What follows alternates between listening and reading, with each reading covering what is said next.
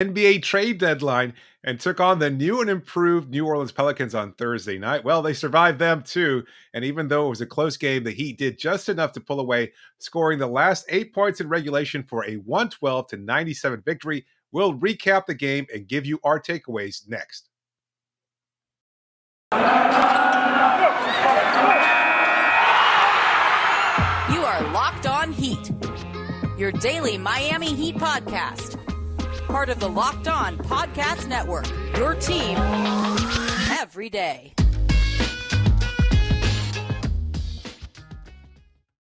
Hello, Heat Nation. It's a Friday edition of Locked On Heat, your daily podcast covering all things Miami Heat. However, you may be listening or watching on YouTube, Odyssey, or your favorite podcast app. Thank you so much for making Locked On Heat your first listen every day. I'm David Ramil, and with me, as always, is my co-host, Wes Goldberg.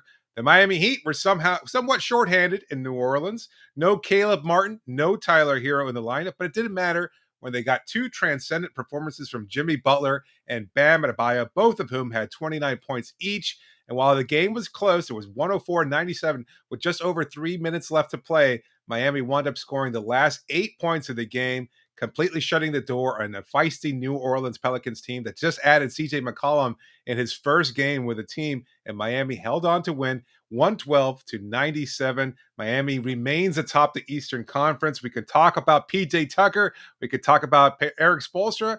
We could talk a little bit about everybody on this Heat roster, I think, but we'll start off with the big two there, because watching Jimmy Butler and Bam Adebayo trade baskets for most of the game, it started early on with Bam Adebayo and then continued late with Jimmy Butler. And you're watching these two players just do everything so well. And of course, it ties together with what Kyle Lowry does so well. But I think that was the biggest takeaway for me, was watching these two players dominate the way they're supposed to. Well, I appreciate that you give the shout out to Kyle Lowry there, but I'm not going to let you sell him short. This was a night for the whole big three. I mean, this was a Kyle Lowry triple-double, classic Kyle Lowry. You nailed it. Bam, he takes care of the first half. Jimmy takes care of the second half. 8 points in the third quarter for Jimmy to help the Heat pull away. And then just the how many daggers can you have in a game? Like, you're supposed to only have one, right? But It felt like Jimmy had several daggers. He had that step back mid-range shot with a minute and a half to go. That extended Miami's lead from 9 to 11. And then he gets the steal, the pass to Lowry, Bam cleans it up. And then right after that gets a layup and then another steal in the final minute. So that was like 5 different daggers for Jimmy Butler. Just kept stabbing the New Orleans Pelicans, I guess.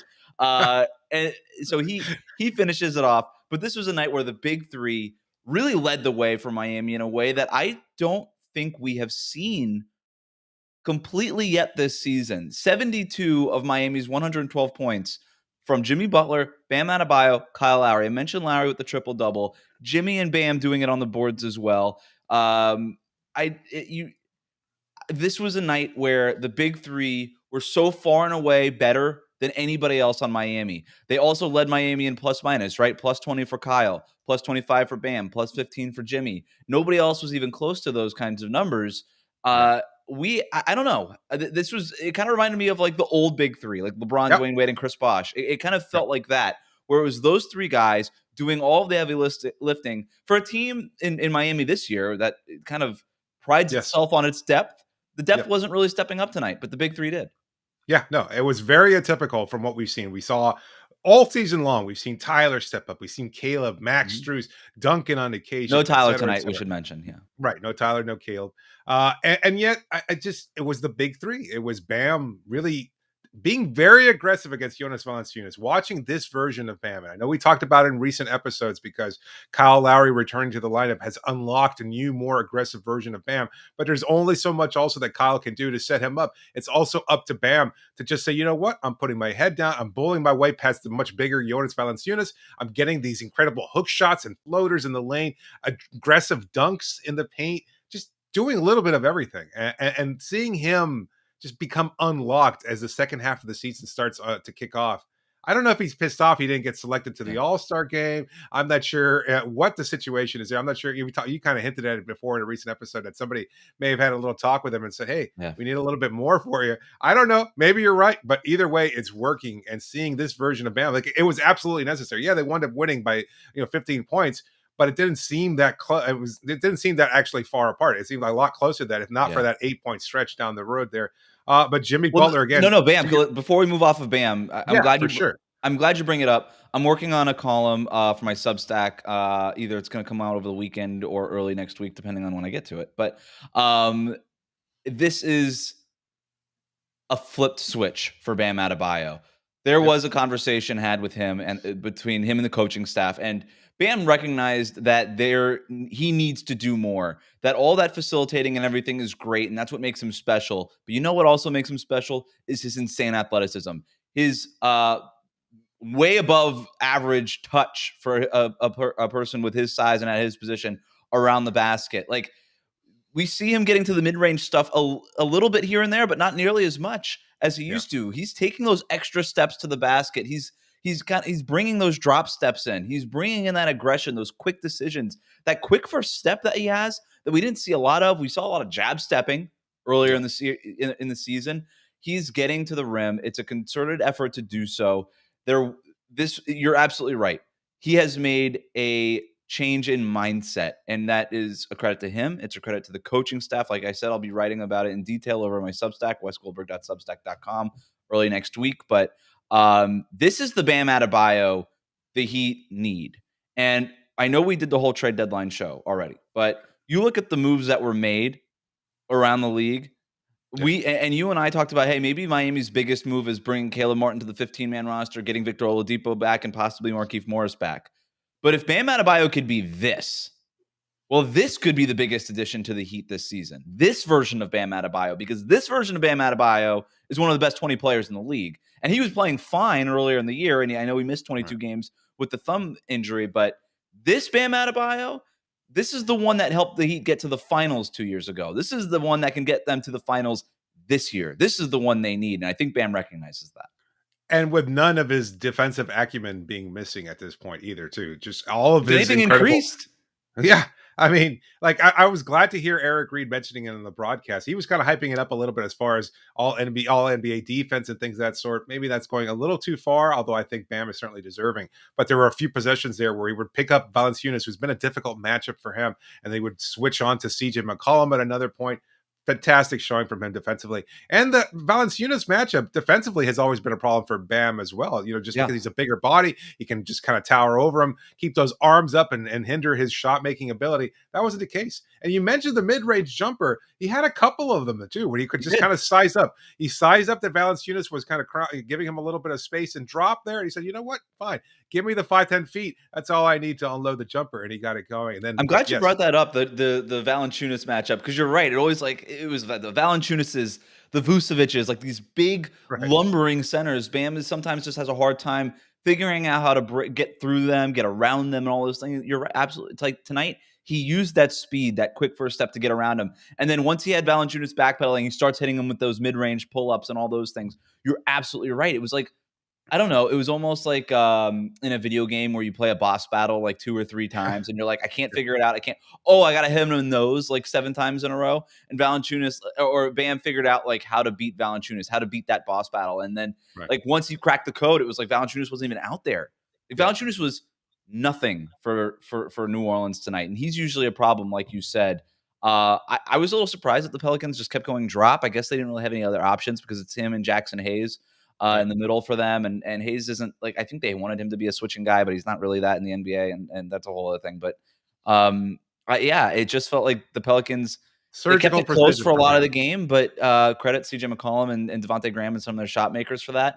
But Miami just kind of knew how they needed to play to win the game, and they ended up pulling away down the stretch. And we have to give plenty of credit to Jimmy Butler as well. As much a closer as ever, just defensively doing everything he needed to, stealing the ball a number of times in the last few minutes of the game, just impacting the game. They're breaking up passing lanes as effectively as ever, making the right pass or the right read on a situation, and then getting to the bucket and either scoring or drawing a foul as he has so effectively over the course of the season. 11 of 11 from the free throw line too. So just an incredible performance for him. Yep. Just great to see these two. Like, this is what you expect. And I know maybe it's different than the pairing up in Brooklyn or anything else or what we expect to see in Philadelphia. But right now, like, seeing these two guys be at the best of their games together on the same night, that's something that we're used to seeing as Heat fans. And so I think just seeing this kind of possibility to your point Yeah. earlier, kind of unlocks a new level for this team too. And I good had to a see it. Go ahead. I'm no, I curious. had a weird thought. I had a All weird right. thought during the game, and I wrote this down. Jimmy and Bam is sort of the weirdo, like, inverse version of D Wade and Shaq, like in those 2006, 2005 years, where Shaq came in as the experienced guy, kind of leading, like, kind of taking Dwayne Wade by the hand and leading him into like the upper tier of the NBA. And it feels like Jimmy, even though he doesn't have nearly the track record that Shaq had when he got to Miami, but Sure. still an accomplished player, an all-star, all these things. And now he's sort of the veteran who is opening the window now for Miami. But Bam is sort of the guy. He's sort of like the Gohan to his Goku. And it's I just don't know really, what that means. some people know what that, if you're, people know what that means. So if that, in other words, the understudy who becomes the master, right? And I think that's sort of Okay. what's going to happen here That with makes Bam sense. and Jimmy. I Like think the Flash Gohan and, Goku thing like is great. Flash and like D Wade and Shaq. Is that what you're saying? Like That's what I'm saying. Flash. Okay, Flash and Superman. Okay, I get it. See Yeah. that? I get. I don't know what the Goku is. This Dragon Ball Z thing? So you know that. I guess it's kind of filtered in through there somewhere. I'm sorry.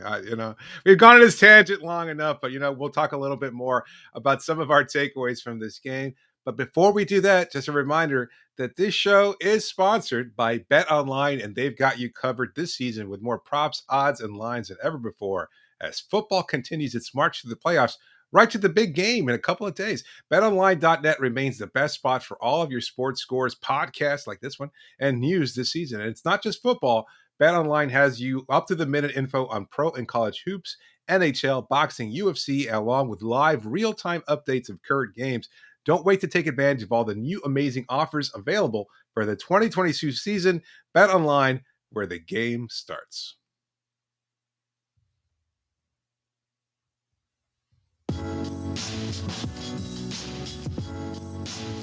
All right, thank you for making Locked On Heat your first listen every day, and thank you to everybody who tuned into our live trade deadline recap show earlier this afternoon. If you missed it, it's up at the YouTube channel. It's up in your podcast feed, so go ahead and check that out.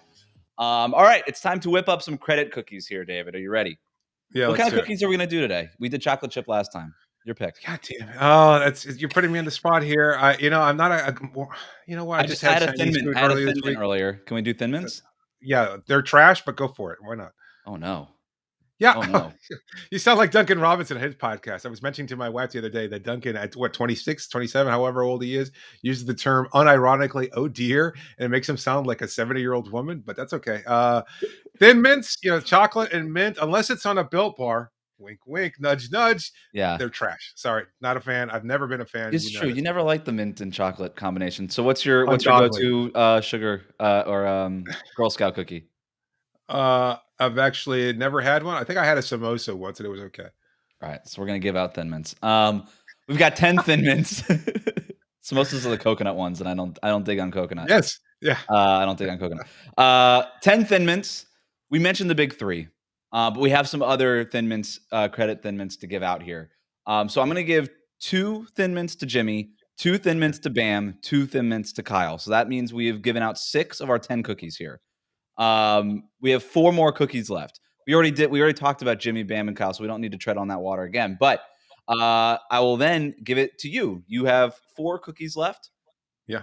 Who would you like to give some cookies to? One cookie in particular we should give to PJ Tucker, who Absolutely. suffered what looked like a non-contact leg injury at some point in the second quarter. It looked like he was driving the baseline and then all of a sudden continued going towards the Heat bench, collapsed onto the floor, walked off the floor on his own power. So maybe people were starting to think, okay, maybe it's not as bad as it looked.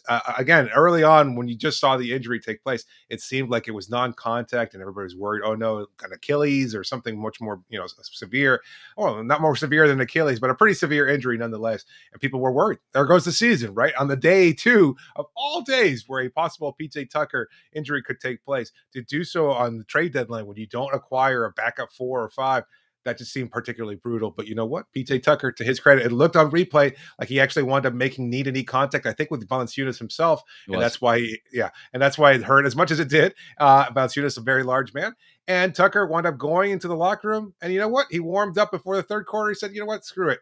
I'm going to go out there and play anyway. I don't know. One cookie seems like it's not enough, but as the NBA Iron Man or the Miami Heat Iron Man, PJ Tucker certainly deserves some kind of recognition. And he didn't score all game except for one 3-pointer towards the end of the game, like a nice, not exactly a nail in the coffin, but a great shot from him to kind of help Miami distance themselves and create a little space away from a surging Pelicans team too. So that one shot really made a difference, and just that toughness. Not quite Willis Reed, but certainly a fun thing to watch and see him come back. And I'm sure he might sit out a game or two in the future, but to see him back out there, I think was very, very encouraging. Erik Spoelstra saying after the game that PJ Tucker is going to be really sore tomorrow. Tomorrow is Friday. The Heat host the Nets on Saturday. We'll see if he's available for that. You would hope that he would be, but even I don't know what the Nets are going to look like. I don't even know if Ben Simmons is going to be back for that game. We don't know. Kyrie Irving could technically play, but again, I don't know what's up with him. So we'll see. But hopefully PJ doesn't have to miss any time. My favorite thing about the PJ Tucker thing was that the Heat Twitter account tweeting an update. PJ Tucker questionable to return to the game with a knee contusion, and like 2 minutes later, he's out there starting. And it's like, okay, I think that happened earlier in the season. I don't know if it was with PJ Tucker or Jimmy Butler or somebody, but they did the same thing, questionable to play, and that player just started the second half. And I'm like, oh, I guess they're playing. We should mention, as far as the Nets are concerned, they lost tonight to the Washington Wizards, so that's 9 straight losses for them. I guess they play again before they travel to Miami, so they could be facing a 10-game losing streak before they come to the Heat. That's not great, Bob, but we'll see what happens. That should be an interesting game. Should also mention for Miami, they're 16 games over 500. And they're now extending their lead in the Eastern Conference. We have how many more cookies? We have 2 more cookies to give out. Can we give 1 cookie to the Purell guy, Erik Spoelstra's Purell guy? Yeah. What was with that? I've not noticed that before. Yeah, I've seen it here and there, but only like, they don't really pan to Spo all that much on timeouts. But it seems like whenever he breaks off of the timeout and grabs a clipboard, somebody comes in there. And today it seems a little bit more. Have you seen the remake of that movie, Mr. Deeds, with the character John Turturro plays, where he's sneaky? You know what I'm talking about? The Adam Sandler movie? Oh, anyway. The Adam Sandler movie. Yeah. Yeah, the Adam Sandler, Mr. Deeds, where he, like, John Turturro. Yeah, the character. That's a remake? I thought that was the original one. Oh, God. You need to watch more classic movies. But no, yes. It is a remake. A bad one, but it's funny in its own way. But the whole point is that he's sneaky, and his Purell guy, Spo's Purell guy, is a sneaky player himself. He just, like, from out of nowhere, all of a sudden, he just sidles up to Spo, gives him a little dab there, and Spo goes, it's time for my Purell dose. It's starting to get a little weird. I'm not sure if this is an OCD thing or a cleanse thing or just a COVID thing, but either way, maybe it's a New Orleans thing. No, because I've seen it in other games too, but he's got a hand sanitizer thing going on, and there's somebody there I think is tasked with giving him a hand sanitizer. I'm not sure if it's Anthony Carter. I'm not sure if it's one of the assistant coaches, maybe a video coordinator guy. Dan, the video coordinator. Goran Dragic, you mean? Yeah. But either way, he's keeping Spo's hands clean, and that's what it takes to be one of the 15 best coaches in the NBA. You do it, baby. It doesn't matter. All right, we got one more credit cookie you want to give out, and I want to give it out to Pelicans, the bird in general. What was this exchange you were texting me about? Because I missed it. Come on. I know that you watch games on mute sometimes, but for whatever reason, Crotty made some reference to like a flock of birds flying or something like that. And then Eric Reed comes back with, like, oh, interestingly enough, Pelicans don't actually fly, John. And then possessions later, like a minute or two pass, and then John Crotty says, but I've got to mention, I've seen Pelicans flying. And he wouldn't let it go. Yeah, it's a Pelicans flying type situation. Pelicans do fly, don't they? I'm like, I don't know where Eric Reed lives. He's been in South Florida for 30 years. Like, at some point, you had to have seen a pelican flying. That's how they catch fish. I know we see them like sitting on a dock and like taking a shit all over the boardwalk, but that doesn't mean they don't fly on occasion. How did they get up there, Eric? Come on, buddy. Like, I don't know if it was tongue in cheek or what, but either way, it was just this really awkward interchange between these two broadcasters. I love that Crowdy wouldn't let it go. Yeah, bring back Ruth Riley. That's all I got to say. She was great. Well, that was Eric Reed's fault. Pelicans fly. Yeah, that's true. That's true. Hey, yeah. A cookie, a fish, the goldfish cracker goes out to Pelicans for actually being able to fly. There it is. All right.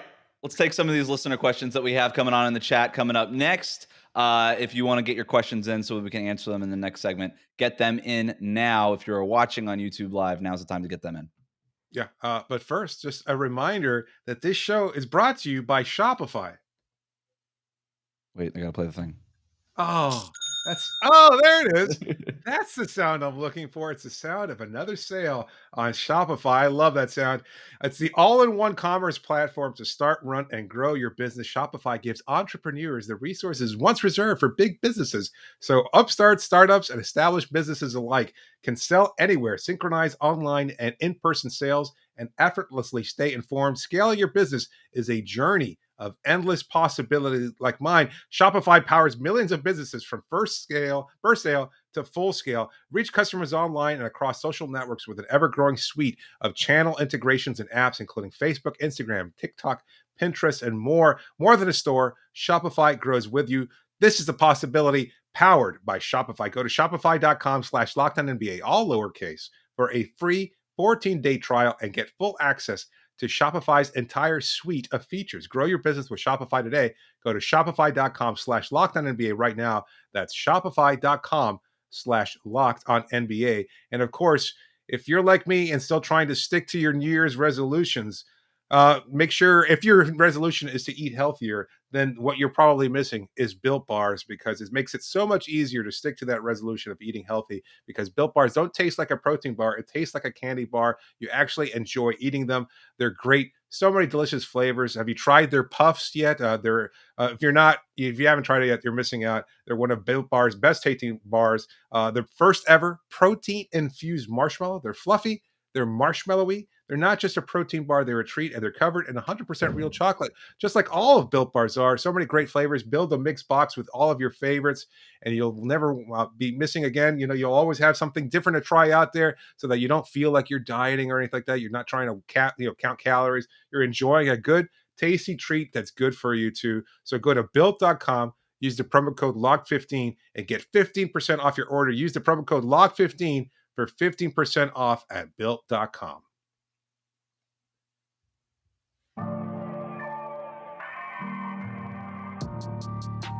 Just a reminder that you can always reach us via email at lockedonheat@gmail.com or via Twitter using the hashtag AskLHeat. Be sure to please subscribe to the show and leave a review. So many of you tuning into our show earlier today. It's so nice to see so much great feedback from everybody, even now on a Thursday evening post-game recap. And so many of you tuned in to watch the show. We love it. We love getting that kind of feedback. But I believe we've got some questions to answer about tonight's game, Wes. We do. Let's get to this first one from Bam out of the Bayou, which fitting since it was in New Orleans. Thoughts on the Bam Urt lineup tonight?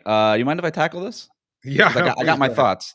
I got my thoughts on this. So I'm going to just expand this from more than just Bam. I thought it was nice to see Yurtseven get some minutes here, and obviously with Markieff still injured or working his way back from this whiplash situation, they've been leaning a little bit more into these two big lineups when PJ Tucker is off the floor, right? So you're seeing a lot more of Bam at power forward, I guess, with Dedmon or Yurtseven at center. Right. Yurtseven played 6 minutes tonight. He made his only shot, had a couple of rebounds. It was a +2 overall. Good for him. Made a free throw. Dedmon, 3 of 5 in 17 minutes. He had 11 points and 7 rebounds. Obviously much more of a factor. But I actually have been liking what I've been seeing from these two big lineups in general. There was a play where it wasn't Yurtseven on the court, but it was Dwayne Dedmon and Bam Adebayo. Yeah. And Bam is in the dunker spot, and Dedmon just rolls to the rim and finishes a lob. And that was the sort of play that I didn't think could happen if you had both of these guys on the floor, right?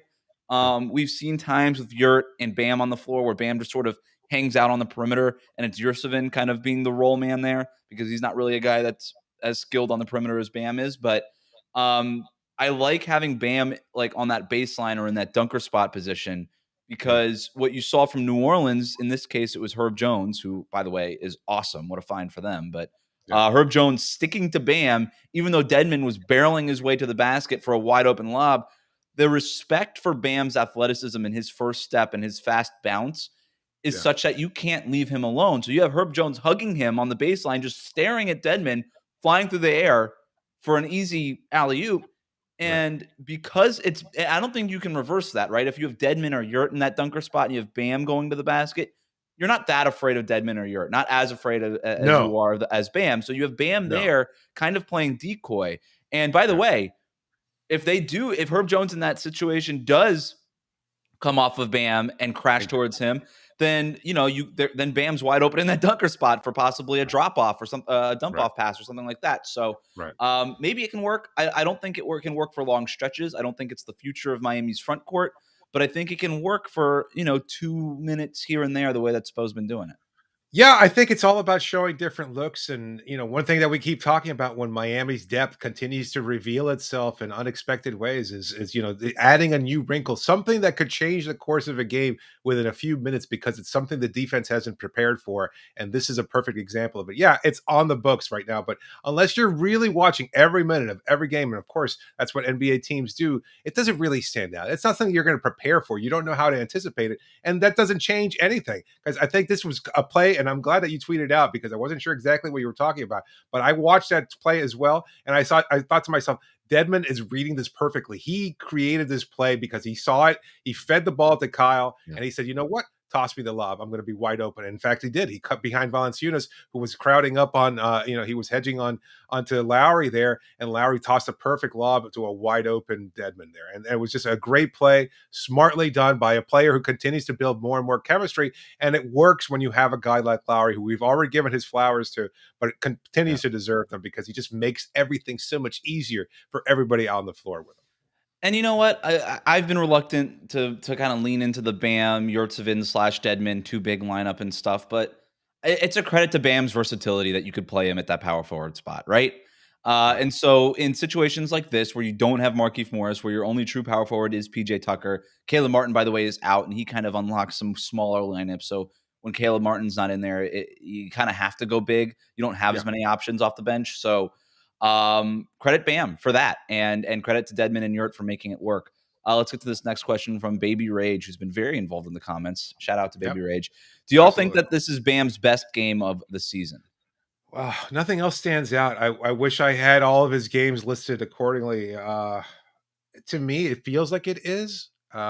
Maybe I'm wrong Feels there. like it. Is there anything else Feels stand out? Yeah, it feels. It's one that president of the comes to moment, mind is recency the bias. season opener against Milwaukee. That's the first one that comes to mind other than this game, or like That's a all good the other, or like the last 2 or 3 games for him. Yeah, that's a good point too. Is that we're seeing an evolution of Bam. We talked about it. You're going to be reporting on it soon. I think you're seeing Bam take another step in his aggression, the tying it all together, mixing and matching different aspects of his offensive repertoire, and it's keeping defenses at bay. And this is what we wanted to see from him. I know some of the criticism was unfair, but I directed some of it myself. There was that game against Toronto when I made the comparison to Pascal Siakam, the fact that there was a lack of aggression that was evident in Siakam and not in a player that I think is far superior in Bam Adebayo. And now we're starting to see that next level, and it's carried Miami to 4 straight wins now, and I think that's a big part of it too. So it helps to have Jimmy Butler out there. It helps to have Kyle Lowry, but you're not going to win if you don't have this version of Bam as consistently as we have over the last 4 games. I know it came in a loss, but he scored 32 points on 17 shots against Toronto last week. That and 11 rebounds. That could be his best game. According to Basketball Reference, I'm looking at his game log now. They have a game score that's kind of a catch-all type of stat for them. Take it for what it's worth, but they gave that a game score of 30.3, which is far and away his best game of the season. He had a good game against the Clippers earlier in the year, which was a loss, with another 30-point game, an 11 rebound game. And he's had other really good games. But this is, like, I'll tell you, I don't know if this is his best individual performance of the year, but this stretch that he's had over the last week and a half is his best stretch of the season. No doubt about it. Yeah. All right, Any more questions? We have one more here that I think we have time for. I know we talked about this a little bit, but might as well. Which buyout player would fit best behind PJ Tucker? I want to throw a name at you that we haven't talked about before. Whoa, okay. What's the deal with Robert Covington? I know that he just got traded to the Clippers. I don't know what the plan is for him, but if he gets, I don't know if he gets bought out. We haven't heard any reports about that, but something like that would make sense. I don't want to get Heat fans' hopes up. I'm not like the biggest Rocco guy. I think he's kind of overrated, but I think he'd be a good fit in that spot. Yeah, I remember a trade episode that we devoted some time to talking about the acquisition of Covington there. I wasn't as high on it as you are. At the same time, from what you're telling me, it sounds like the Clippers are invested in this season, possibly because they expect Kawhi Leonard to make a return at some point soon. And while that means probably less playing time for Covington, given the nature of Leonard's injury, I don't know whether or not it's a prudent move for them to give up on a player that can fill in on occasion and provide some quality minutes defensively and offensively by stretching the floor. Yeah, it's a good fit in terms of what he can do and what he can add. I also don't think it's a necessary one. He's a little bit bigger bodied, so maybe more of that forward type. Yeah, I don't think there's a lot of options available. Paul there's Millsap not. getting traded to Philadelphia. It seems like they're probably going to keep him. Thad Young getting traded to Toronto. They're probably going to keep him too. Yeah, I mean, there's not any options. yeah, And would you you know take a the other. flyer? Would you take a flyer on Drew Eubanks, who got traded to Toronto and is getting cut by the Raptors? He's shown some flashes Yeah. here and there. I think the Heat liked him at some point. They wanted to keep an eye on him. He's shown some aggressiveness around the basket. He's a good rebounder, roller, things of that sort. Would you be interested in acquiring Drew Eubanks as an improvement, probably a more polished version of what Yurtseven is right now? Well, if you're going to promote Caleb Martin, I have no Yeah. problem taking Drew Eubanks and putting him on the two-way because I don't know what kind of options he's going to have. I don't know if he's going to have regular roster spot options elsewhere, but maybe that's somebody that you can look at the two-way because you're going to have to fill in Caleb Martin's spot. I think a lot of people think that maybe that's earmarked for Chris Silva. I'm not sure about that. If you think Eubanks is the better option there, maybe an option with more upside, maybe that's the direction you go in. Because that also doesn't, if you fill in that two-way spot, that doesn't count against the cap. It gives Miami a little bit more room below the luxury tax there. Yeah. That's all the questions we had, though. All right. Well, we've got this one other from Stoner Bars. Are you guys going live often from now on? I don't know. That's a good question. I guess if you all demand it, we'll do it more regularly. But for now, it's mostly a matter of convenience and just to change things up. Kind of like Erik Spoelstra and the Miami Heat. We like to keep you guys on your toes and do things a little differently. That's the depth and versatility that the Locked On Heat podcast has that no other podcast can bring you. So sometimes we'll go live, sometimes we won't, sometimes we'll make you wait days. But either way, you keep coming back. That's what we're great fans and listeners we have. Thank you so much for making Locked On Heat your first listen every day. Remember that every episode is always free and available wherever you get the show. So make sure you subscribe to get the best daily coverage available. Make sure to also check out Locked On Bets, your daily one-stop shop for all of your gambling needs. This is David Ramil signing off for now. Thanks so much for joining me, Wes. Wrap it up, B.